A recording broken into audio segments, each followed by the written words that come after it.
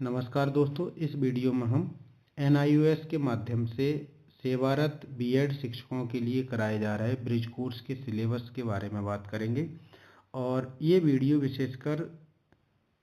तीसरे पेपर से संबंधित है। जैसा कि आपको पता है, ब्रिज कोर्स के अंतर्गत 6 रिटन पेपर हैं। उनमें जो तीसरा पेपर होगा दोस्तों, वो पेडागॉजी ऑफ लैंग्वेज 1 का होगा, यानी कि प्रथम भाषा का शिक्षा शास्त्र। और प्रथम भाषा के रूप में मोस्टली लोग हिंदी लेते हैं और उसी के अनुरूप या उसी को देखते हुए ये वीडियो बनाई जा रही है, या फिर ये मान के चला जा रहा है कि प्रथम भाषा के रूप में ज़्यादातर शिक्षकों ने हिंदी भाषा को चुना होगा।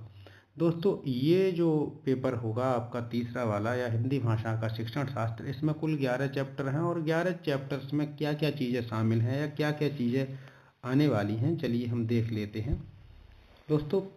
ये पहली इकाई जो होगी उसका नाम होगा आपका भाषा शिक्षा एवं भाषिकता की समझ। और पहला जो चैप्टर है वो है आपका भाषा शिक्षा, विभिन्न नीतियाँ एवं बहुभाषिकता। भाषा शिक्षा, विभिन्न नीतियाँ एवं बहुभाषिकता। इसमें दोस्तों भाषा शिक्षा क्या है,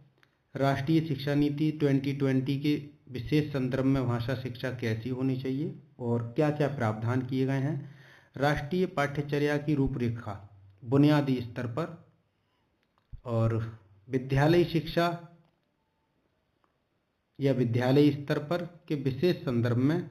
भाषा संबंधी, यानी कि लैंग्वेज 1 और लैंग्वेज 2 संबंधी जो प्रावधान और अनुशंसाएं की गई हैं उन सब का विस्तृत अध्ययन किया जाएगा। यानी कि राष्ट्रीय शिक्षा नीति और राष्ट्रीय पाठ्यचर्या की रूपरेखा में बुनियादी स्तर और विद्यालय शिक्षा के लिए भाषा, दोनों भाषाओं के लिए L1 और L2 के लिए जो जो प्रावधान और अनुशंसाएं हैं उनका अध्ययन। और भारतीय कक्षाओं में बहुभाषिकता क्या है, उनका क्या महत्व है, और बहुभाषिकता एक संसाधन के रूप में यूज होती है या प्रयोग की जाती है, इसका अध्ययन होगा। दूसरा जो चैप्टर होगा दोस्तों वो होगा उदीयमान साक्षरता और भाषा संबंधी पाठ्यचर्या। यानी कि इसमें जो है शामिल होगा भाषा सीखना सिखाना कैसे होगा, उदीयमान साक्षरता या इमर्जेंट लिटरेसी क्या है, उसका अर्थ क्या है, उससे संबंधित कक्षाई निहितार्थ क्या हैं, भाषा संबंधी पाठ्यचर्या के लक्ष्य क्या हैं, भाषाई दस्तावेज क्या हैं, सीखने के प्रतिफल लैंग्वेज 1 के विशेष संदर्भ में क्या होंगे। चैप्टर तीसरा जो है इकाई यहाँ से दूसरी शुरू हो जाती है, भाषा शिक्षा, भाषा का शिक्षा शास्त्र और संसाधन। और चैप्टर 3 जो होगा इसमें आपका 4 ब्लॉक मॉडल एवं मौखिक भाषा का विकास से संबंधित होगा कि इसमें 4 ब्लॉक मॉडल क्या है, उसका कंसेप्ट क्या है, उसमें क्या क्या चीज़ें शामिल हैं, मौखिक भाषा का विकास हम कैसे कर सकते हैं, शब्दों की पहचान कैसे कर सकते हैं, और पढ़ना और लिखना कैसे सिखा सकते हैं बच्चे को या सीख सकते हैं, मौखिक भाषा का विकास कैसे होगा, मौखिक अभिव्यक्ति में श्रवण का महत्व क्या है, शिक्षार्थी के स्तर अनुसार विभिन्न गतिविधियां एवं पद्धतियों से सुनना बोलना कौशल का विकास कैसे किया जाएगा, बातचीत, चित्र वर्णन, अनुभवों की साझेदारी, कहानी कहना, ड्रामा और रोल प्ले या भूमिका निर्वाह, स्थिति परक बातचीत मौके को देखकर, भाषाई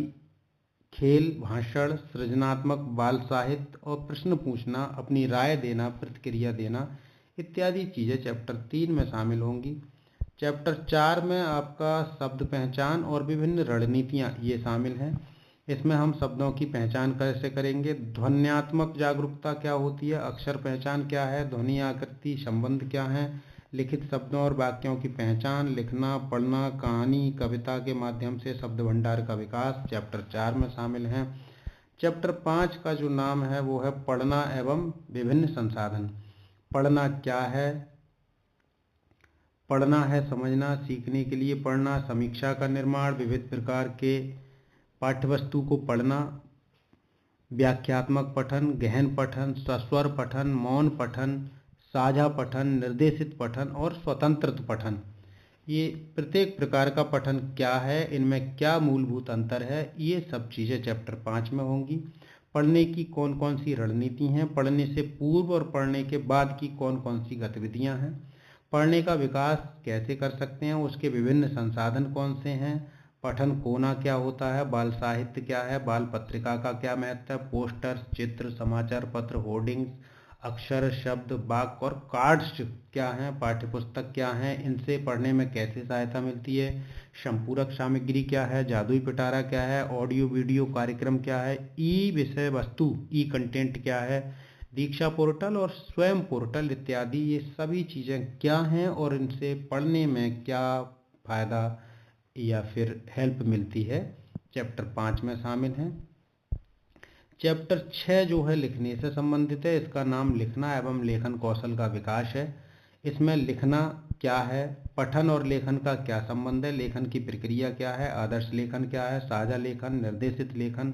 स्वतंत्र लेखन, औपचारिक और अनौपचारिक लेखन, कहानी, कविता, पत्र, डायरी, लेखन और संवाद और भाषण आदि पर लिखना, सभी चीज़ें चैप्टर 6 में शामिल हैं। अगली इकाई योजना और आकलन की है और चैप्टर 7 है आपका इकाई योजना एवं पाठ्य योजना का निर्माण। इसमें हम जो है पाठ्य योजना का निर्माण कैसे करेंगे, पाठ्यचर्या के लक्ष्य क्या होंगे, सीखने के प्रतिफलों के आधार पर इकाई योजना और पाठ्य योजना का निर्माण कैसे किया जाता है, ये विस्तृत रूप से हम समझेंगे। चैप्टर 8 मौखिक भाषा का आकलन से संबंधित है। मौखिक भाषा का आकलन, इसमें मौखिक भाषा का आकलन क्या है, विभिन्न उपकरण एवं रणनीतियाँ क्या हैं मौखिक भाषा के आकलन की, ध्वनि की पहचान करेंगे, शब्द वाचन क्या है, वाक्य संरचना क्या है, सूचना ग्रहण और प्रत्युत्तर देना, बातचीत, कहानी, कथन, संवाद बोलना, इस विषय वस्तु, ऑडियो वीडियो कंटेंट, यति, गति, स्पष्टता, प्रभावशीलता इत्यादि चीज़ें क्या हैं, और संदर्भ में सक्षमता इत्यादि चीज़ें आपकी चैप्टर 8 में शामिल हैं।